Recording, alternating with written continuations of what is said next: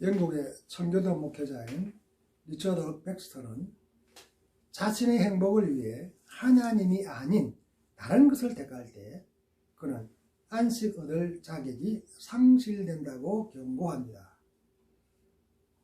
영원한 안식은 오직 하나님께만 있기 때문이죠. 어거스틴도 사람 안에는 하나님으로만 채워질 수 있는 빈 공간이 있다고 주장합니다.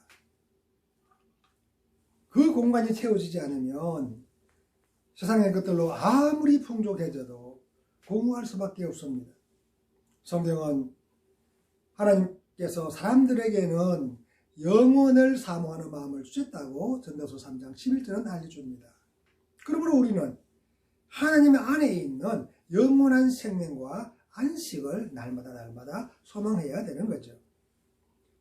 새하늘과 새 땅에 대한 소망이 점점 사라지고 있습니다. 핍박이 사라진 기독교가 생명력을 잃어가고 있기 때문입니다. 그러므로 그리스도로 인한 박해는 반드시 필요하다는 것입니다. 예수님의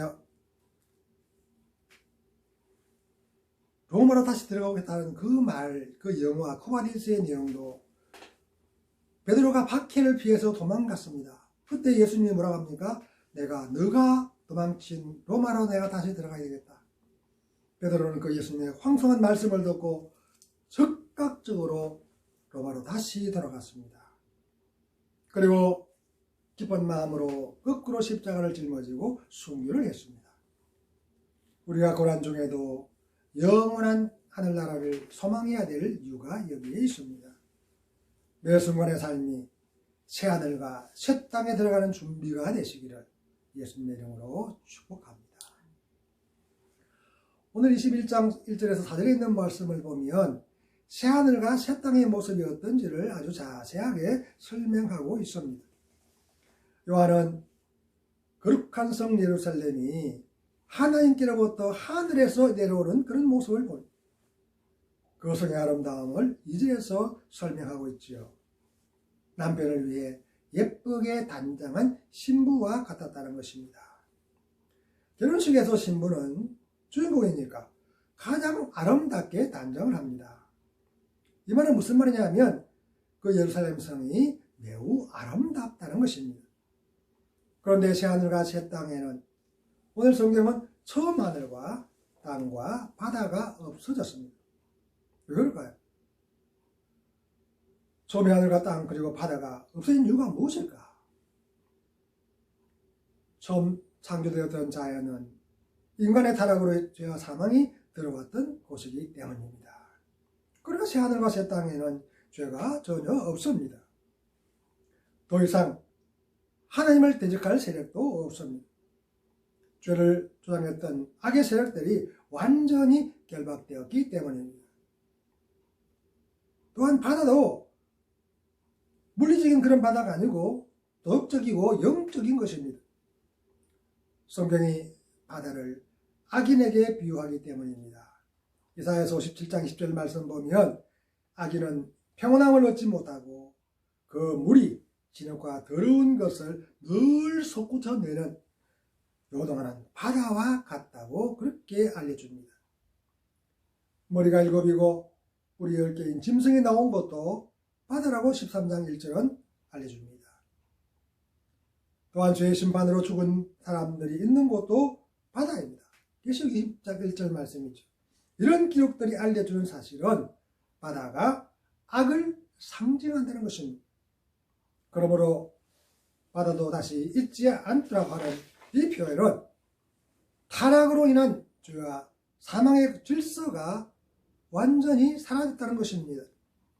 다시 말하면 이 질서가 새하늘과 새 땅의 질서로 바뀐다는 것입니다. 예루살렘 성의 모습은 11절에도 설명합니다. 하나님의 영광이 있어 그 성의 빛이 지극히 귀한 보석 같고 벽과 수정같이 맑다는 것입니다. 그리고 그 성이 하늘에서 내려온다고 그렇게 기록해 놨습니다. 이것은 사람의 능력과 손으로 만들지 않았다는 말입니다. 타락한 인간 세상과 달리 완전히 분리된 하나님의 처소라는 사실을 알 수가 있습니다. 그곳에는 더 이상 죄와 사망이나 눈물과 고통이 없다는 이유가 이것입니다. 중요한 사실은 하늘에서 내려오는 새 예루살렘 성을 신부, 곧 어린 양의 아내라고 구절해서 표현하는 것입니다. 성경에서 남편과 신부는 하나님과 그의 백성들의 관계를 묘사할 때 사용합니다. 이사야서 61장 10절 하반절을 보면 그가 구원의 옷을 내게 입히시며 공의의 겉옷을 내게 더하시니 신랑이 사모를 쓰며 신부가 자기 보석으로 단장함 갖게 하셨다고 그렇게 설명합니다. 바울도 에베소서 5장 22에서 25절에 있는 말씀을 통해서 교회는 어린 양이신 예수님의 신부라고 그렇게 표현합니다. 그리스도와 교회를 그렇게 묘사하죠. 남편과 신부를 교회와 그리스도를 묘사합니다. 그러므로 교회는 어린 양이신 예수님의 신부인 거죠. 특히 교회는 외형적인 건물이 아닙니다. 세상으로부터 구별된 그런 사람들의 모임을 우리는 교회라고 하죠. 성도가 그리스도의 신부인 이유가 바로 이것입니다. 따라서 성도는 다시 오시는 예수님을 영접하기 위해서 아름답게 단장해야 된다는 것입니다. 그 방법은 옳은 행실로 깨끗한 세보 예복을 준비하는 것입니다. 중요한 사실은 예복을 입지 않으면 혼인잔치에 들어갈 수도 없다는 것입니다. 혹시 들어가더라도 쫓겨난다고 마태복음 22장 12절 13절에서 알려줍니다. 특히 하나님의 장막이 사람들과 함께 있다는 표현은 하나님께서 임마누엘 하시겠다는 것입니다. 그러나 이스라엘은 끊임없이 하나님을 떠나려고만 했습니다. 그런데도 하나님 여전히 또다시 함께 하시겠다는 것입니다. 그 이유가 4절에서 설명되고 있습니다. 하나님께서 자기 백성들의 눈물을 닦아주시겠다는 것입니다. 이것이 얼마나 그러는지 모릅니다. 더 이상 사망이 없고 애통하는 것이나 아픔도 사라졌습니다. 불완전했던 처음 것들이 다 지나갔기 때문이죠. 인간의 죽음은 아담의 범죄로 인한 타락의 결과로 찾아왔습니다. 하나님은 아담과 하와에게 에덴 동산의 모든 것을 마음대로 소유할 수 있도록 허락하셨습니다. 그러나 단 한 가지, 선악을 알게 하는 나무의 열매는 먹지 말라고 경고하셨지 않습니까? 그 열매를 먹으면 죽는다는 것입니다. 그러나 아담과 하와는 하나님의 경고를 무시했습니다. 욕심에 사로잡히자 분별력이 무뎌졌기 때문입니다. 그들이 하나님께서 금하신 열매를 먹은 결과는 참담하게 나타났죠. 낙원이었던 에덴 동산에서 추방됐을 뿐만 아니라 영원히 죽는 심판도 자초하고 말았습니다. 그러므로 처음 것들이 다 지나갔다는 표현은 아담으로 말미암은 죄의 결과들이 더 이상 없다는 말입니다. 왜냐하면 생명의 원천이신 어린 양이 그들의 목자가 되셔서 생명수 샘으로 인도하시기 때문입니다. 계시록 7장 7절 말씀입니다. 그것이 우리가 영원히 소망하는 생명의 나라입니다. 그러므로 신부로 단장될 예복을 준비하는 일이 우리의 삶의 최우선이 되시기를 예수님의 이름으로 축복합니다. 21장 5절에서 8절에 있는 말씀을 통해서 새하늘과 새 땅으로 들어갈 수 있는 방법들이 설명되고 있습니다. 모든 사람들은 새하늘과 새 땅으로 들어가고 싶을 것입니다. 문제는 아무나 그곳에 들어갈 수가 없다는 것입니다. 그곳에 들어갈 수 있는 유일한 방법은 영적인 싸움에서 반드시 이기는 것입니다. 그 사실을 7절에서 알려줍니다. 이기는 자가 상속을 받게 된다는 거죠. 7교회에 보낸 편지에는 이기는 자에게 주어질 상을 기록하고 있습니다. 특이한 사실은 각 교회마다 이기는 자에게 주어질 상급을 빠뜨리지 않다는 것입니다. 각 교회들마다 내용은 다르지만 반드시 이겨야 된다는 사실을 강조하고 있습니다. 이것을 이기지 못하면 새하늘과 새 땅으로는 영원히 들어갈 수가 없다는 말이죠. 그러므로 각 교회에게 주신 말씀을 우리의 마음에 반드시 새기고 숙지해야 됩니다. 그렇다면 각 교회에게 주시는 그 약속의 말씀, 그 말씀들이 어떤 말씀인지를 우리가 한번 다시 정리해 볼 필요가 있겠죠. 첫째로 에베소 교회는 처음 사랑을 버렸다는 책망을 받습니다. 회개하지 않으면 촛대도 옮기시겠다고 경고하시죠. 그런데 이기는 자에게는 생명나무의 열매를 주어서 먹도록 하십니다. 특히 에베소 교회는 보수적인 전통주의 신앙을 고수하는 교권주의를 상징합니다. 둘째로 스무나 교회는 책망을 받지 않습니다. 더구나 환난을 당하고 궁핍했지만 실상은 부유했다고 칭찬까지 받습니다. 그들은 사단의 무리인 자칭 유대인들의 비방도 감수했습니다. 이런 이유로 장차 받을 고난을 두려워하지 말라고 격려합니다. 또 나아가 죽도록 충성하면 생명의 관도 주시겠다고 약속하십니다. 중요한 사실은 이기면 둘째 사망의 해를 받지 않는다는 것입니다. 서문화 교회는 순교적인 신본주의를 상징하는 교회입니다. 셋째로 버가모 교회는 발람과 니고라 당의 교훈을 용납하고 받아들였다고 책망을 받았습니다. 더구나 회개하지 않으면 예수님께서 속히 오셔서 입의 검으로 그들과 싸우시겠다고 그렇게 경고합니다. 그럼에도 불구하고 이기는 자에게는 감추었던 만나를 주고 돌 위에 새 이름을 기록한 흰 돌을 주시겠다고 약속하십니다. 버가모 교회는 인본주의적인 그런 신앙의 교회를 상징합니다. 넷째는 두아드랴 교회입니다. 자칭 선지자 이세벨의 미혹을 받아서 우상의 제물을 먹고 행음했다는 책망을 받았던 교회죠. 그들은 회개할 기회도 있었지만 회개하지 않았습니다. 그 결과 침상에서 던져지고 자녀들이 죽임을 당합니다. 그뿐만 아니라 환란에도 넘겨집니다. 그런데도 이기는 자와 끝까지 예수님의 일을 지키면 만국을 다스리는 철장의 권세와 새벽별을 주시겠다고 약속합니다. 두아데라 교회는 혼합주의와 신비주의를 상징합니다. 다섯째로 사대교회는 살았다는 이름은 가졌지만 죽은 자라고 책망을 받습니다. 하나님 앞에서 온전한 행위를 찾지 못했기 때문이죠. 이런 이유로 돌아서지 않으면 예수님께서 도둑같이 이를 것이라고 경고합니다. 그럼에도 불구하고 이기는 자는 흰옷을 입을 것이라고 그렇게 이야기합니다. 무엇보다도 생명책에서 그 이름을 결코 지우지 않겠다고 약속합니다. 사대교회는 형식적인 율법주의 신앙을 상징하는 교회입니다. 여섯째로 빌라델비아 교회도 책망을 얻고 칭찬만 받습니다.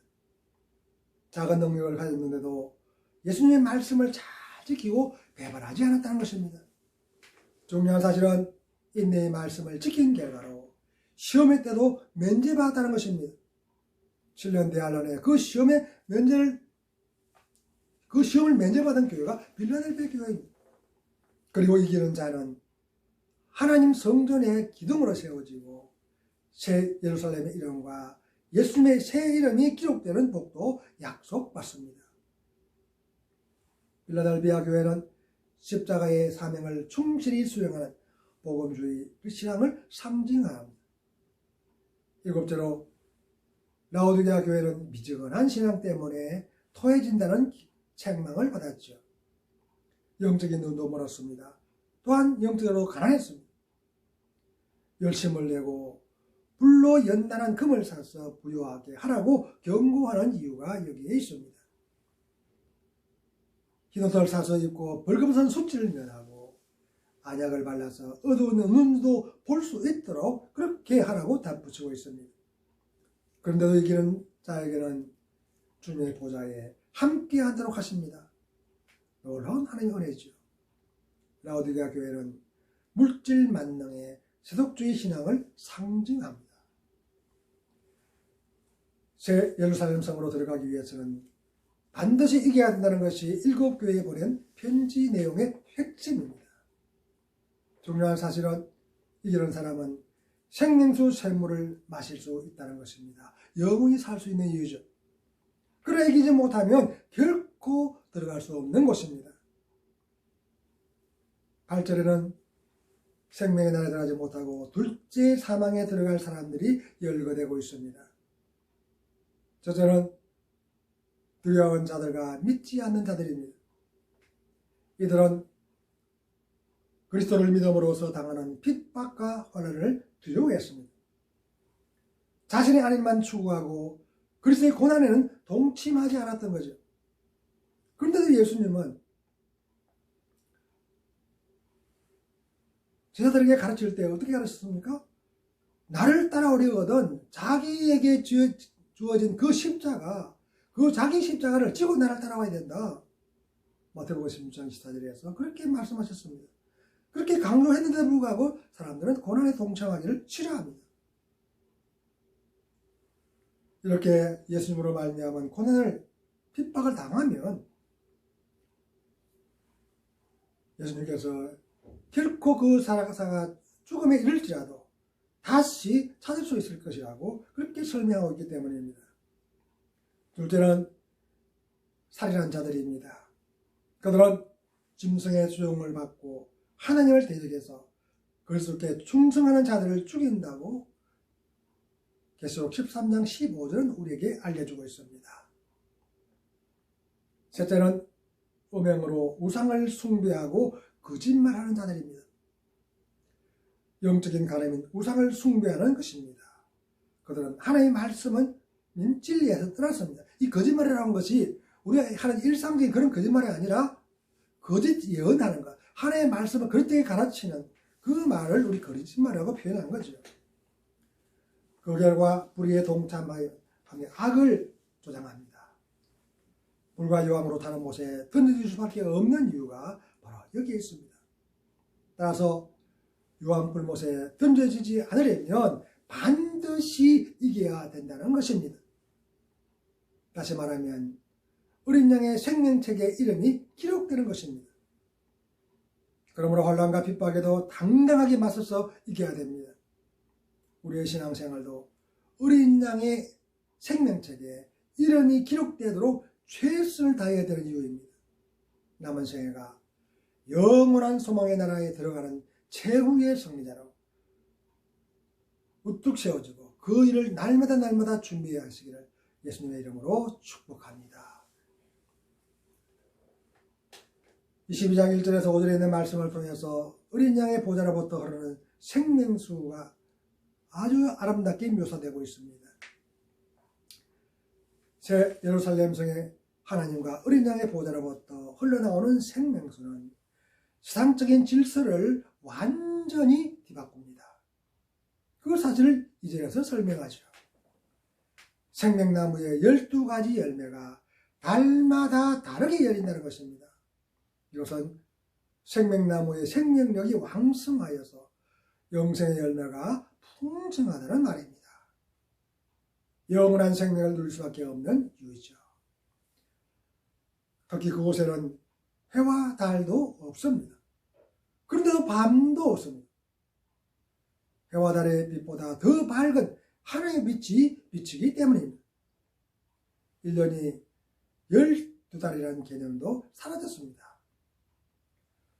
이것은 세상적인 질서가 완전히 깨어졌다는 사실을 우리에게 알려주죠. 그 사실은 문자적인 해석으로도 가능합니다. 더구나 하나님은 인간의 이성을 초월하시는 전능하신 분이십니다. 이사야서 11장 6절에서 9절 말씀을 보면 메시아가 다스릴 하나님 나라를 설명하는데 완전히 질서가 파괴된 사실을 알려줍니다. 명수가 자기의 먹잇감이었던 그 짐승과 같이 어울려서 살아갑니다. 그러나 서로 해치지 않습니다. 왜 그럴까요? 우리 바다를 같이 여호와를 아는 지식이 세상에 충만해질 것이기 때문입니다. 생명나무 열매는 그 열매를 먹는 사람들을 영원히 죽지 않도록 만듭니다. 이런 이유로 하나님은 아담과 하와가 죄를 지었을 때에 그 열매를 먹지 못하도록 생명나무로 가는 길을 차단했습니다. 창세기 3장 24절 말씀 보면 그곳으로 가는 길을 그룹들과 두루 도는 불칼로 지키셨다고 알려줍니다. 왜 아담과 하와가 따먹지 못하도록 하셨을까? 죄를 지은 상태로 영원히 살면 하나님께서 처음 계획하신 그 계획이 완전히 뒤틀어지기 때문입니다. 하나님은 이렇게 비밀한 곳에 보존해 주셨던 그 생명나무의 열매를 이기는 자들에게 먹도록 허락하십니다.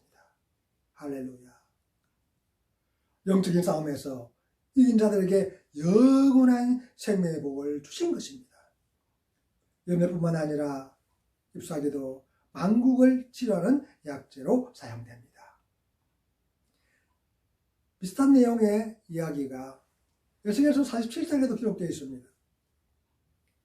환상을 통해서 에스겔은 성전에서 흘러나오는 물이 강을 이루는 모습을 보게 되었습니다. 그런데 그 물이 흘러가는 곳마다 다시 살아나고 번성합니다. 생명의 근원으로부터 흘러나온 물이기 때문이었죠. 에스겔과 요한이 본 환상에서 약간의 차이점도 우리는 발견할 수가 있습니다. 같은 점이라면 달마다 새로운 열매가 맺히는 것입니다. 그런데 차이점은 에스겔서는 같은 열매가 달마다 새롭게 열렸습니다. 그러나 요한 계시록에는 달마다 다른 열매가 새롭게 열린다는 것입니다. 사과나무에서 사과만 열린 것이 아니고 배도 열리고 감도 열리고 포도도 열리고 이렇게 12가지 열매가 열린다는 것입니다. 그리고 에스겔서는 잎사귀가 약재료로 사용되었습니다. 그런데 계시록에는 잎사귀 자체의 치유 능력을 더 부각시킵니다. 이렇게 만국을 치료한다는 것은 새 예루살렘 성에 질병과 고통이 있다는 말이 아닙니다.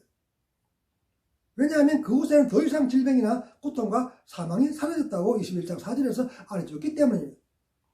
따라서 이 표현은 생명나무의 열매를 먹고 생명수를 마시면 죄와 사망의 고통에서 완전히 벗어난다는 사실을 강조하는 그런 표현이라고 할 수 있습니다. 다시 말하면 더 이상 부족함이 없는 그런 상태라는 거죠.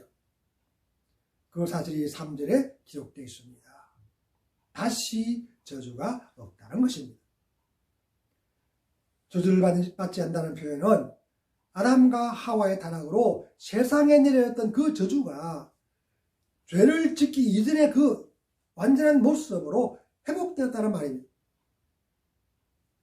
4절에는 그의 이름도 그의 이마에 있을 것이라고 그렇게 기록해 놓았습니다.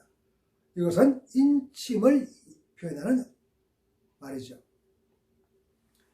인을 신다는 것은 도장을 찍는다는 것입니다.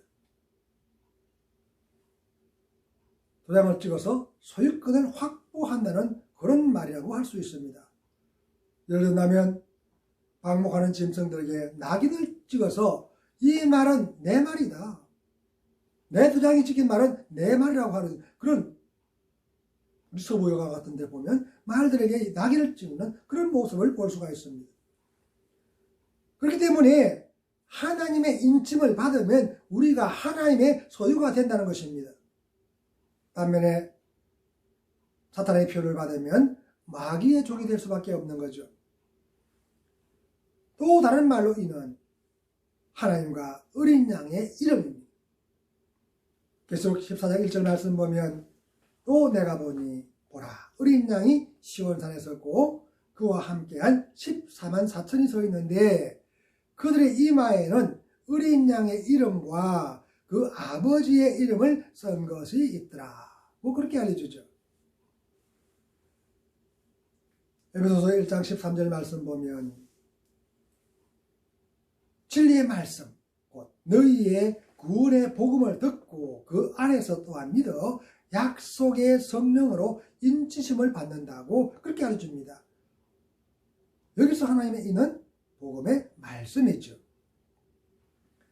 그런데 요한계시록에는 천사에서 피어놓인 그 두루마리를 가지고 먹고 다시 예언하라고 그렇게 설명합니다. 계시록 10장 8절에서 11절의 내용이죠.